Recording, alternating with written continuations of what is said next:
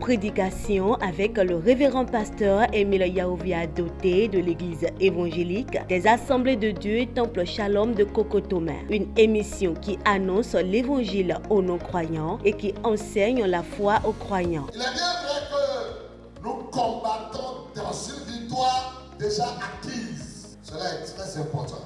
Nous ne combattons pas parce qu'il faut combattre, nous combattons déjà dans une victoire. Parce que celui que nous suivons a combattu, il a remporté la victoire. Et c'est lui qui nous demande de combattre. Pas pour que nous ayons de nouveaux combats, nous allons combattre dans la victoire que lui a déjà gagnée pour nous. Prenez alors le rendez-vous sur la télé évangélique tous les mercredis à 12h et les samedis à 20h par les enseignements du révérend pasteur Émile Yaovi Adoté. Découvrez une autre dimension essentielle pour le salut de votre âme.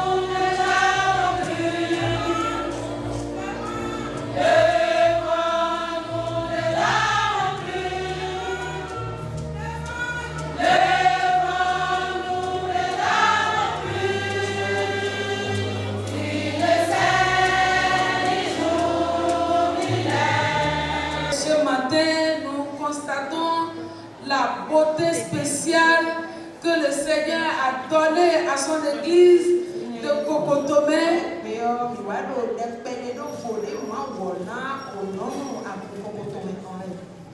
Surtout les femmes. Le Seigneur vous a rendu toutes belles. Et puisque vous êtes toutes belles, tous les papas aussi sont beaux. Il a inspiré nos responsables et il a passé par elle pour que nous ayons ce passage, ce thème qui est racheter le temps car les jours sont mauvais.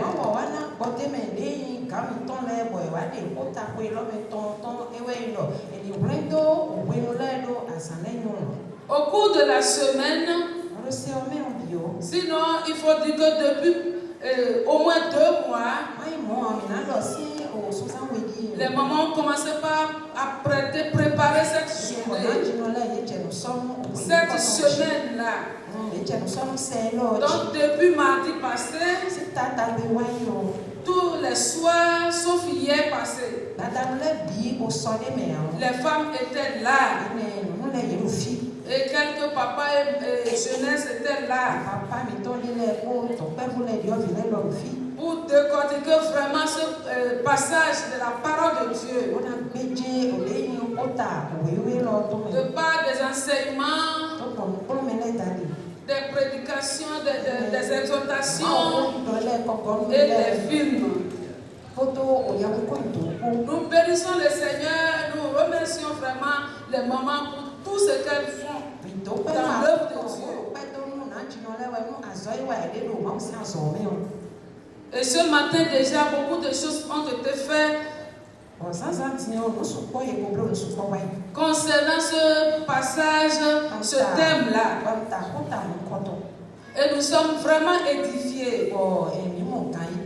de par des passages bibliques, des sketchs et des chants.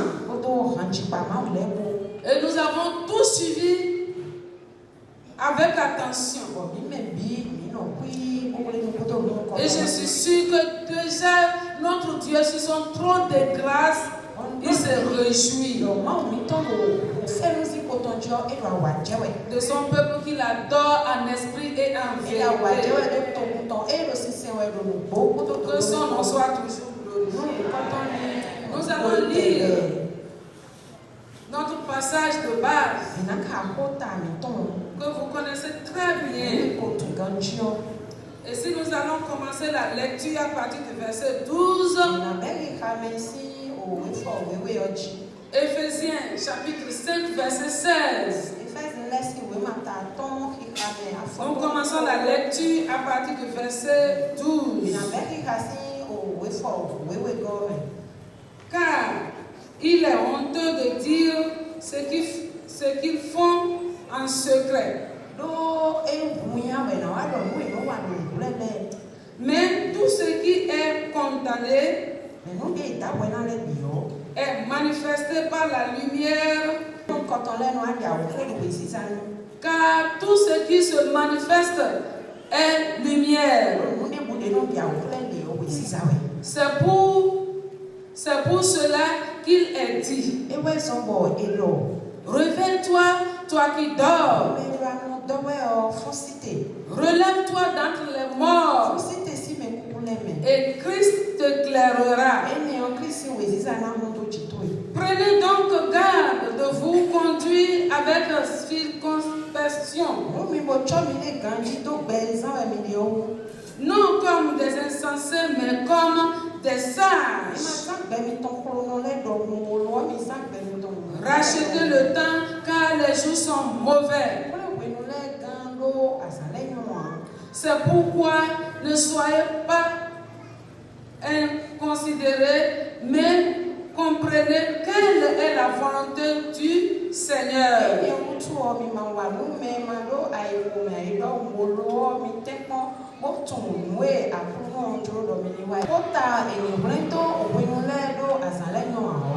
Est bienvenue.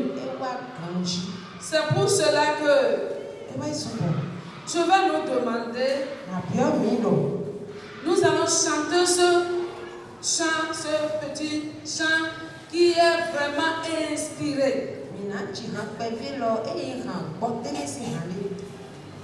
C'est celui-ci. Le Seigneur nous a aimés comme on n'a jamais aimé. Il nous chaque jour comme une étoile dans la nuit. Quand nous partageons le pain, il nous donne son amour. C'est le pain de l'amitié, le pain de Dieu. C'est mon corps, prenez-le, mangez. C'est mon sang, prenez-le, buvez. Car je suis la vie et je suis l'amour. Ô Seigneur, emporte-nous dans ton amour. Alléluia. Ce chant résume déjà l'amour de Dieu, tout ce que Dieu est pour nous.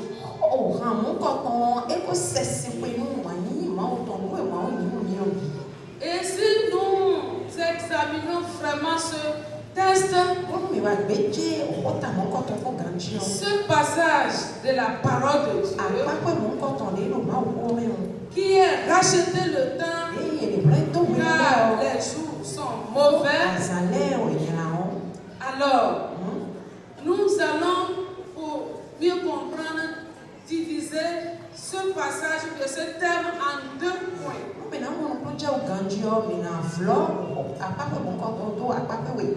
Premièrement, ce thème veut nous dire que en tant qu'enfant de Dieu, Dieu créateur qui a créé les cieux et la terre, et qui nous aime d'un amour vrai, et qui nous a identifiés, toi et moi, si nous nous rappelons de là où nous étions très loin, dans la boue perdue, dans esclaves de péché, nous étions perdus. Mais notre Dieu créateur nous a tant aimés et il nous a cherchés et il nous a trouvés et il nous a sauvés. Il a fait de nous ses enfants en sacrifiant son fils Jésus. Et ce chant que nous venons de chanter définit que Dieu dans son amour nous aime vraiment. Et c'est pour cela que depuis ce temps, parmi nous ici, il y a des gens qui ont connu Jésus, qui font déjà 20 ans, d'autres 30 ans, ainsi de suite. Mais depuis ce temps-là, le Seigneur qui nous a vraiment aimés, d'un amour qu'on n'a jamais aimé, il prend soin de nous et il nous guide comme une étoile dans la nuit, sûrement. Alléluia. Quel amour Dieu nous a aimés. Un amour authentique. Un amour sans hypocrisie. Et il a fait de nous ses enfants. C'est là le premier point. Il a fait de nous ses enfants. Et si nous l'avons reçu sincèrement dans notre vie, nous aussi, nous devons l'aimer. Nous devons le servir. Et si nous l'aimons, nous devons l'obéir. Et si nous l'obéissons, nous devons pratiquer toutes ces préceptes. C'est pour cela que malgré le temps qu'il fait, les fléaux qui se multiplient, aujourd'hui, le Seigneur a voulu nous avertir. Il a voulu nous rappeler pour nous faire comprendre que les temps sont mauvais et nous devons prendre attention à ce qui se passe. Si nous allons prendre l'exemple, nous allons lire dans Apocalypse chapitre 2. Là, il nous a parlé de l'amour que cette église d'Éphèse a abandonné, son premier amour qu'il a abandonné. Alors qu'au départ, cette église, les fidèles de cette église d'Éphèse aimaient le Seigneur, servaient le Seigneur, obéissaient à la parole de Dieu. Et le Seigneur était content. Mais au moment venu, cette église a abandonné son amour, son premier amour qu'il avait pour le Seigneur. Et le Seigneur aimant vraiment son église, l'a interpellé. Et il a dit, tu as abandonné ton premier amour. Fais attention, regarde comment tu es arrivé à abandonner le premier amour. Et repens-toi. Relève-toi. Même Éphésiens 5, à partir du verset 14, l'a mentionné. Relève-toi, toi qui dors. Réveille-toi. Chers frères et sœurs, Église de Christ, à quelle étape sommes-nous? Nous sommes venus au moment où chacun va se poser la question. Est-ce que lorsque j'ai reçu le Seigneur, je l'aime comme je l'avais aimé lorsque je l'ai reçu? Ou bien quelque part j'ai abandonné mon premier amour?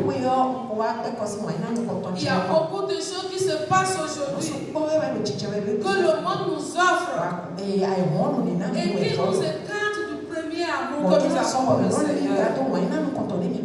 Je me rappelle bien quand nous on était venus à Christ, étant même dans un village, je sais comment servait le Seigneur.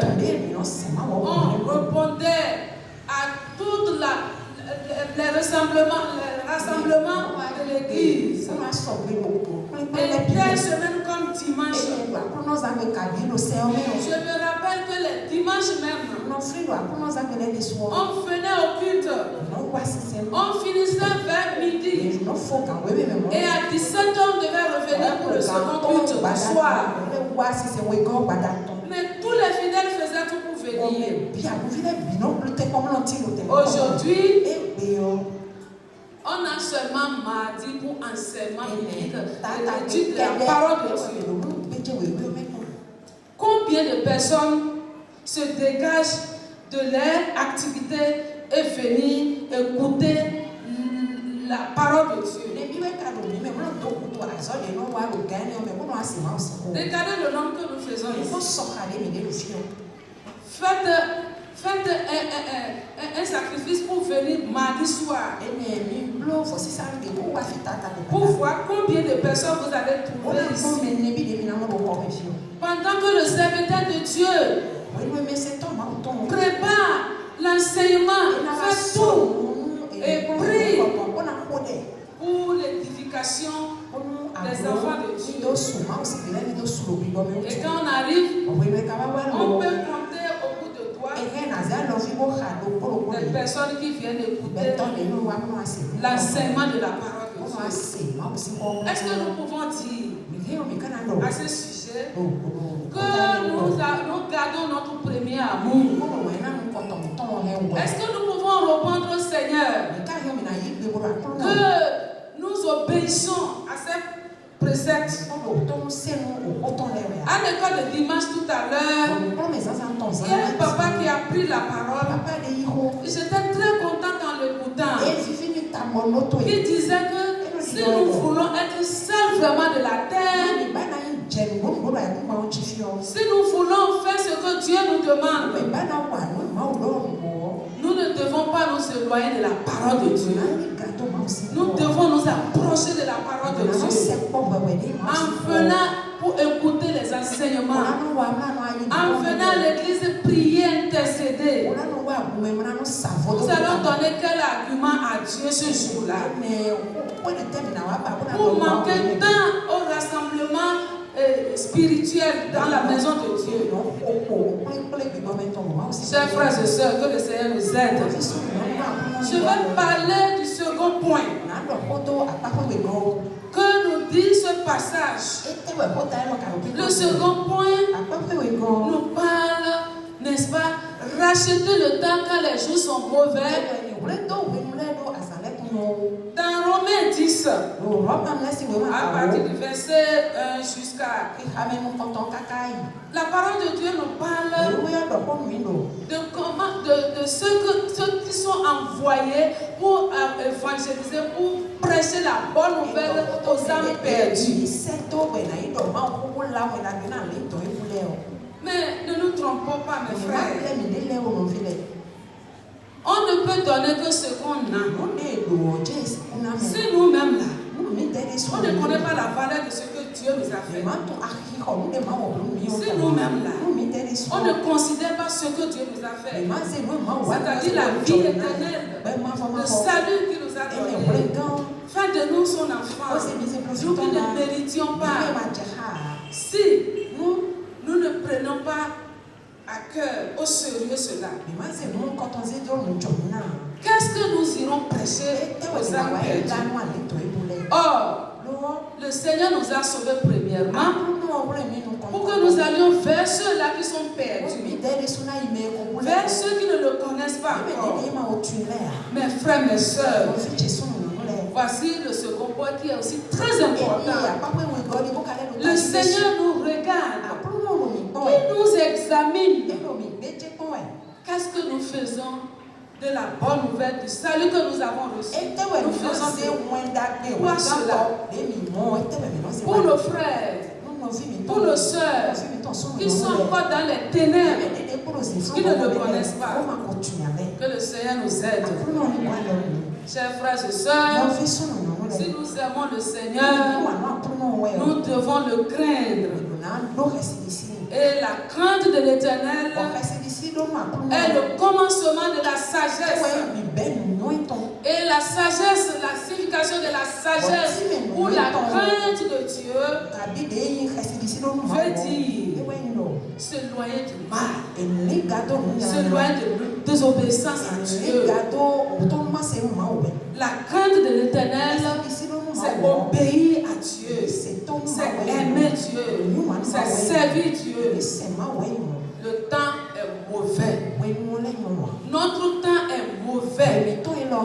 Si nous prenons déjà cet instrument appelé portable, qui nous prend tout le temps,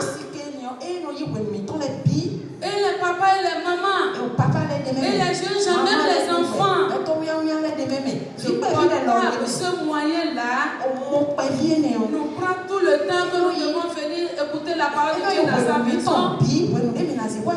Nous prend le temps que nous devons prendre pour prier Dieu, pour écouter Dieu. Chers frères et sœurs, pas plus, dans la même semaine, j'ai découvert un jeune, une jeune, même dans la toilette, qui est allé à la toilette avec portable.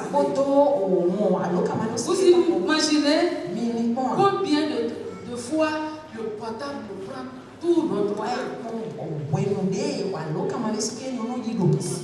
Le sage n'a pas besoin de beaucoup de paroles. Vous comprenez mieux que moi. C'est pourquoi je ne vais pas continuer. Mais je voulais que nous, pour finir, que nous lisons le verset 14. Sinon, le verset, moi c'est 22. Je suis en train de... Oui, le verset, c'est-à-dire chapitre, le verset 13. Pardon, ce n'est pas le verset. Là où ça nous parle du Saint-Esprit. Le verset 18 nous dit ceci. Ne vous enivrez pas du vin. C'est de la débauche. Soyez au contraire remplis de l'esprit. Alléluia. Mes frères et sœurs, avant de vous laisser, je vais partager avec vous ce verset. Ce verset 18. Si vous oubliez tout, n'oubliez pas ce verset. Ne vous enivrez pas de vin. C'est de la débauche. Soyez au contraire remplis de l'esprit. Notre Dieu connaît le monde dans lequel nous nous trouvons. C'est pourquoi dans Jean, il nous a parlé du Saint-Esprit. Il dit, je ne vous laisserai pas orphelins, mais je vous enverrai mon esprit qui sera avec vous. C'est le moyen, le don le plus précieux que Dieu nous a donné pour nous accompagner dans cette vie corrompue, pour nous accompagner dans ce monde difficile. Chers frères et sœurs, soyez remplis de l'Esprit de Dieu. Que vos enfants soient remplis de l'Esprit de Dieu. Et tous nous serons la crainte de Dieu. Le temps ne me permet pas de nous faire lire tous les passages que j'ai trouvés. Mais vous pouvez lire à la maison. Psaume 103, à partir du verset 11, verset 17, qui nous parle de la crainte de Dieu. Que le Seigneur nous bénisse et que son Saint-Esprit nous remplisse. Puis il pourra nous guider pour que nous soyons agréables à Dieu, pour que nous puissions plaire à Dieu jusqu'à ce qu'il revienne pour nous enlever au ciel vers lui. Soyez bénis.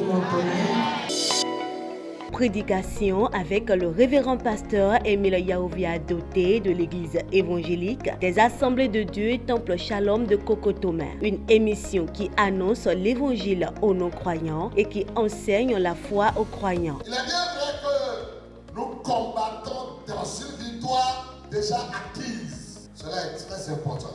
Nous ne combattons pas parce qu'il faut combattre, nous combattons déjà dans une victoire. Parce que celui que nous suivons l'a combattu, il a remporté la victoire. Et c'est lui qui nous demande de combattre. Pas pour que nous ayons de nouveaux combats, nous allons combattre dans la victoire que lui a déjà gagnée pour nous. Prenez alors le rendez-vous sur la télé évangélique tous les mercredis à 12h et les samedis à 20h par les enseignements du révérend pasteur Émile Yaovi Adoté. Découvrez une autre dimension essentielle pour le salut de votre âme.